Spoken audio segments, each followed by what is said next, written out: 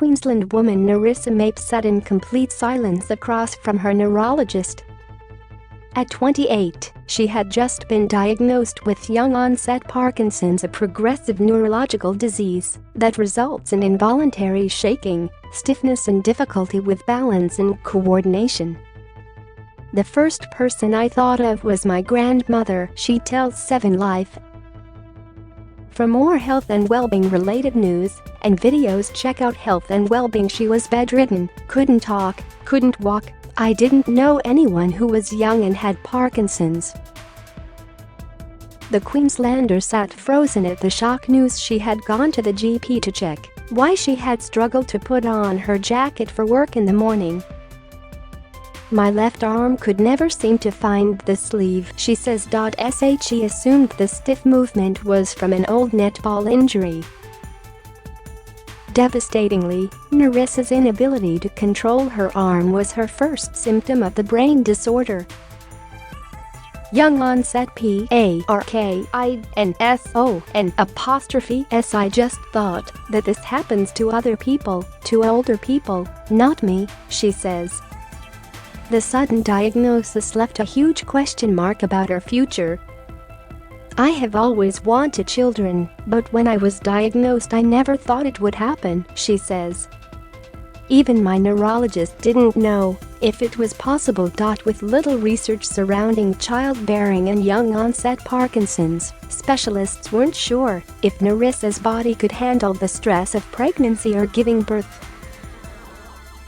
So she put her dream on hold. Placed on strong medication to control her tremors, she sought more information about what living with the disease would mean for her. "I wanted to know who else was out there who was young and had young onset Parkinson's," she says. "But everything was for old people. From medical flyers to hospital-generated support groups, every piece of information the young woman uncovered was for senior citizens." Nerissa felt alone. The diagnosis threw her into a depressive state, and many nights she would wake crying, fearing what her future held.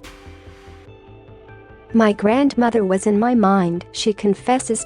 Nerissa continued to dig for detail on younger Parkinson's sufferers and eventually began to connect with people around the world. Despite her symptoms continuing to worsen, she kept her head high and continued to ask her medical team about having children. Becoming a mother, and when Nerissa was 37, she met her now ex-partner and began exploring the possibility of starting a family. Pressing her medical team, Nerissa was informed if she were to fall pregnant she would need to stop all medication, which helps reduce her involuntary twitching. Desperate to become a mother, the woman tossed her pills into the bin.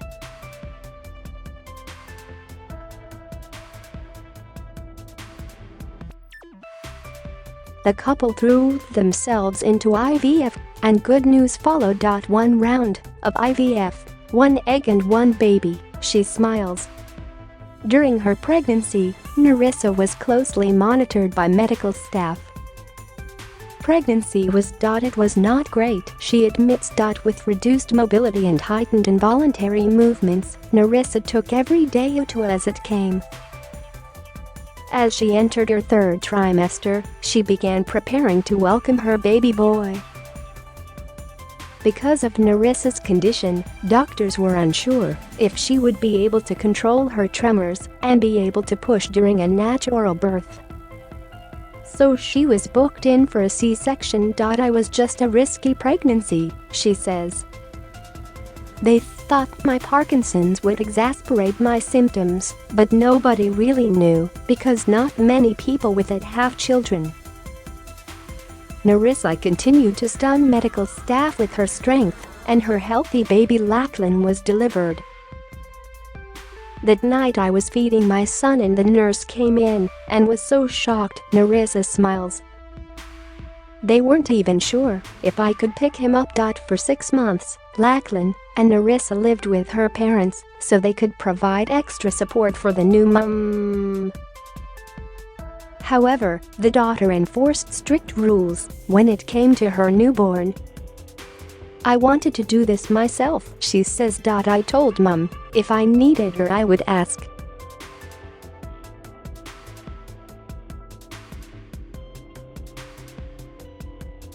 Finding her own way, she says she just made it work.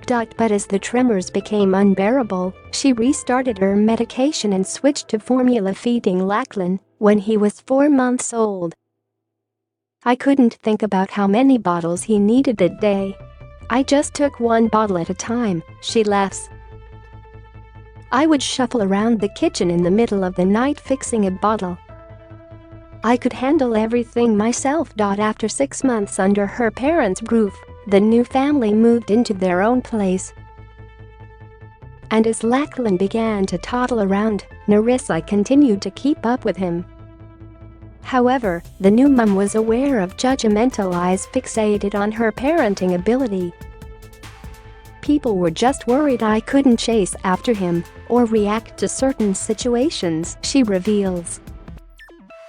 "But I just managed in my own way and came up with certain ways to do things to make it easier." However, as Lachlan grew, Nerissa's medication stopped working. Still having involuntary movements and issues with mobility, she was worried about her declining health. "I remember seeing this news report about a mother who was an amputee," she says. "She had one arm and no legs and she had 2 kids. All I could think of is, wow, if she can be a single mother of 2 with those challenges, then I can keep going." So, Nerissa kept fighting. When Lachlan was 17 months old, the mum made the decision to undergo a deep brain stimulation (DBS). The invasive surgery involves placing electrodes in certain areas of the brain to help reduce the symptoms of Parkinson's. "Everything improved straight away. It was amazing," she smiles. With her newfound movement, Nerissa began connecting online with other young Parkinson's sufferers and exchanged tips of motherhood and illness. 5 years on, it's been 5 years since Nerissa, now 45, underwent the DBS, and she says it is one of the best things that has happened to her. The treatment has enabled a better quality of life, including the ability to chase after Lachlan at the playground and get him ready for school. But heartbreakingly, her symptoms are starting to return. That's the thing about Parkinson's, it just gets worse, she says. "I am a bit jerky when I walk, and my balance isn't great." Nerissa is now part of a research group studying the possibility of a genetic factor in Parkinson's. The Australian Parkinson's Genetic Study, APGS, is a nationwide project study aiming to identify possible genetic variants that influence a person's potential risk of developing the disease. Led by QIMR for Medical Research Institute, the findings will be sent to the Global Parkinson's Genetics Program, helping specialists better understand the disease on a global level. The single mom wants other young people diagnosed with Parkinson's to know the disease is not life-ending. "It can be overwhelming, reading all the medical stuff," she says. But finds support groups specifically for young onset Parkinson's because there are people. And finally, thank you all for watching the video. Please like and comment your opinion so we can discuss together. Don't forget to subscribe, press the bell to follow and update many other interesting news. See you in the next videos. Goodbye.